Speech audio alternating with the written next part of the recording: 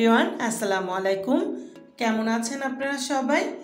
আশা করছি যে যেখানে আছেন ভালো আছেন, সুস্থ আছেন। আমিও বেশ ভালো আছি আপনাদের দোয়াতে।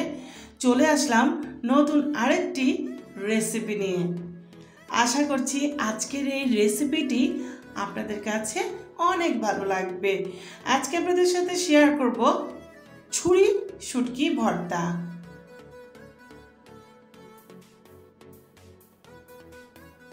ছুরি শুটকি ভর্তা আমি কিভাবে বানাই সেটাই আজকে শেয়ার করব। তো আশা করছি অনেক ভালো লাগবে। ভালো লাগলে অবশ্যই চ্যানেলটিকে সাবস্ক্রাইব করে সাথে থাকবেন। আর যারা অলরেডি করে দিয়েছেন তাদেরকে অসংখ্য ধন্যবাদ আমার পাশে থাকার জন্য। চলুন দেখা যাক আমি আজকে কিভাবে ছুরি শুটকি ভর্তা বানাই। আমি নিয়েছি এখানে বেশ বড় সাইজের একটা ছুরি শুটকি।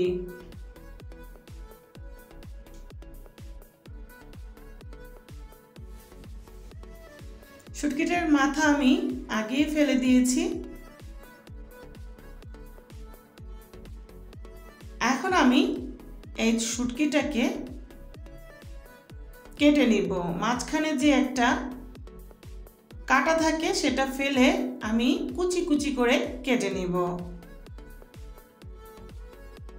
এই তো আমি কেটে নিয়েছি ঠিক এইভাবে। মাঝখানে এবং সাইডের কাটাগুলো ফেলে আমি কুচি কুচি করে নিয়েছি।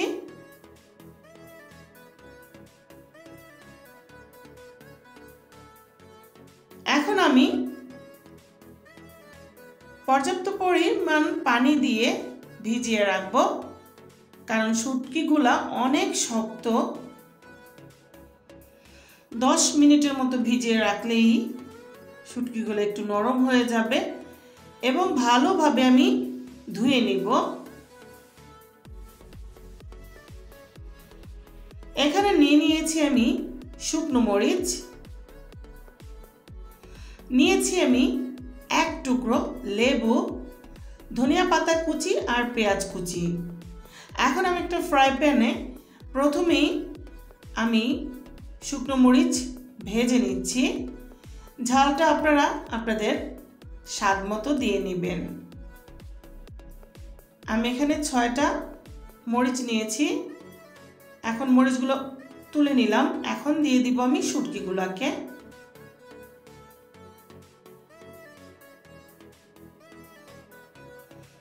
শুটকিগুলো আমি হাই হিটে ভেজে নিব, যাতে করে আমার শুটকিগুলা মচমচে ক্রিস্পি হয়।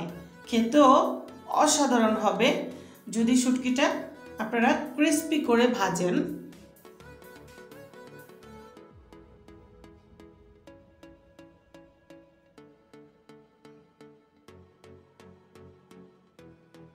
ভাজা হয়ে গেলে আমি একটা প্লেটে তুলে নিলাম। এখন আমি শুকনো মরিচ পরিমাণ মতো লবণ দিয়ে হাত দিয়ে এভাবে গুঁড়ো করে নিব।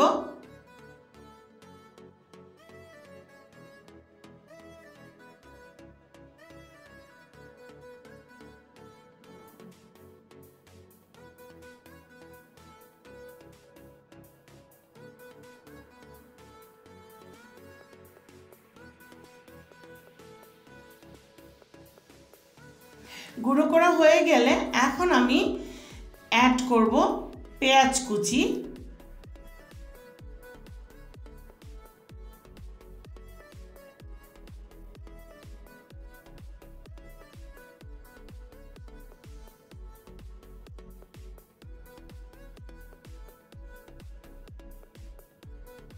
পেঁয়াজ কুচি এখন শুকনো মরিচের সাথে ভালোভাবে এভাবে মিক্স করে নিব, যাতে করে পেঁয়াজটা একটু নরম হয়ে যায়।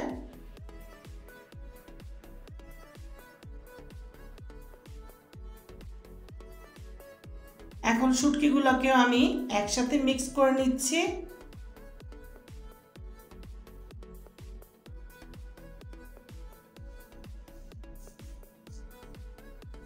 এখন দিয়ে দিব আমি ধনিয়া পাতা কুচি আর সরিষার তেল পরিমাণ মতো।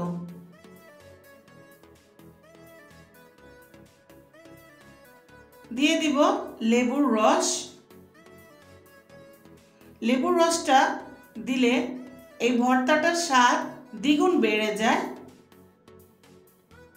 আপনারা চাইলে স্কিপ করতে পারেন, তবে লেবুর রসটা দিলে ভর্তাটার টেস্ট অনেক দ্বিগুণ বেড়ে যায়।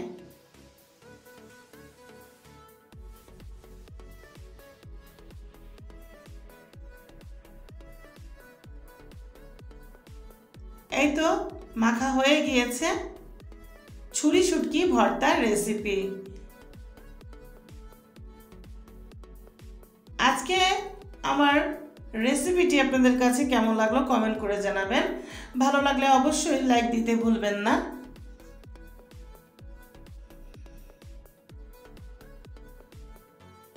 আজকের মতো বিদায় নিচ্ছি। আবার নতুন কোনো রেসিপি নিয়ে হাজির হয়ে যাব আপনাদের মাঝে। ভালো থাকবেন, সুস্থ থাকবেন এবং আমার জন্য দোয়া করবেন। আল্লাহ হাফেজ।